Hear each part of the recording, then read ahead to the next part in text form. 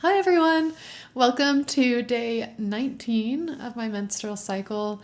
This is, I believe, day 6 of Flow Notes. So 6 days of showing you guys what being a cyclical woman in flow looks like. And it's been so fun.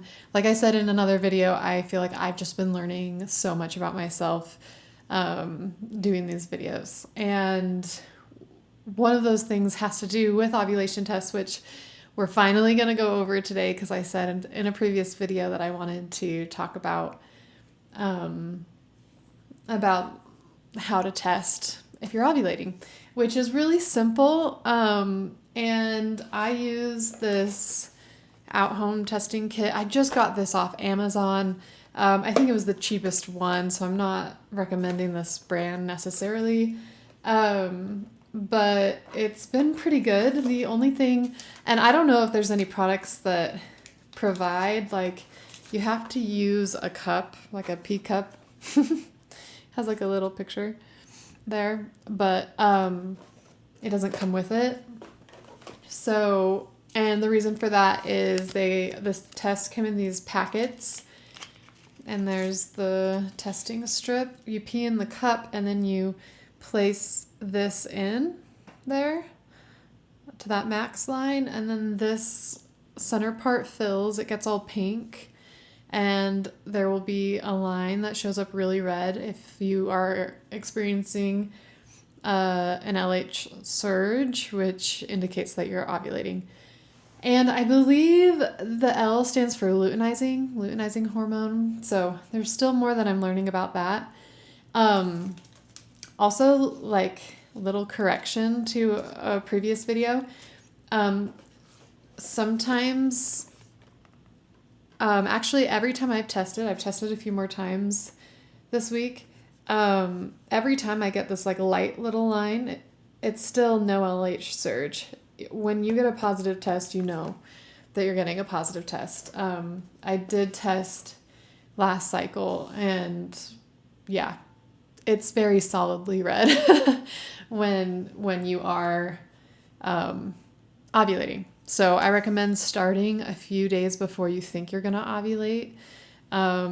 This month, I think I missed it. I was trying to just like track it internally and intuitively, and I think I missed the window a little bit.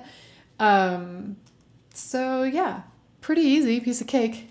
I was debating on also if I was going to share this, but I think like we're beyond TMI at this point. Something I prefer to do is there's a little packet in here. I make sure I take that out, and I've actually just been peeing right in the bag. So then I can just, whoop, it takes like 10 seconds for it to all fill up, and then just like dump it out and wipe it off and throw it away. I prefer that to having like a pee cup. For some reason, that feels more sanitary to like discard it that way to me, but maybe that's entirely gross. To each their own. But yeah, that is that. I wanted to share, and then right now, day 19, I'm feeling a lot more introspective, which is interesting. I can definitely feel that I'm in my luteal, which I think is really cool because something I've been thinking about is I feel like when you're ovulating or in your follicular, you're moving, you're having all these ideas, and I feel like coming into luteal kind of allows you to really go internal and start to like make the change required to make your dreams come true, kind of thing.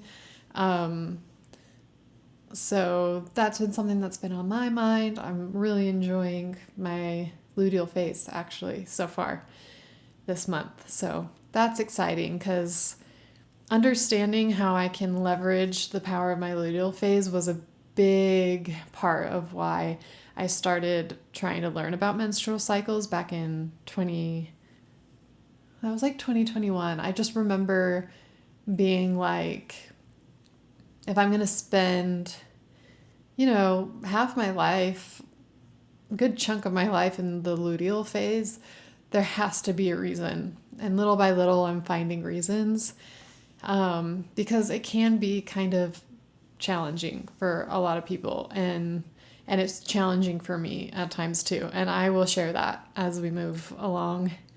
But so far, so good. I'm enjoying kind of the internal time that I'm having. So yeah, that was a little bit longer than I thought, but thanks for coming along, and I will see you tomorrow. Mwah.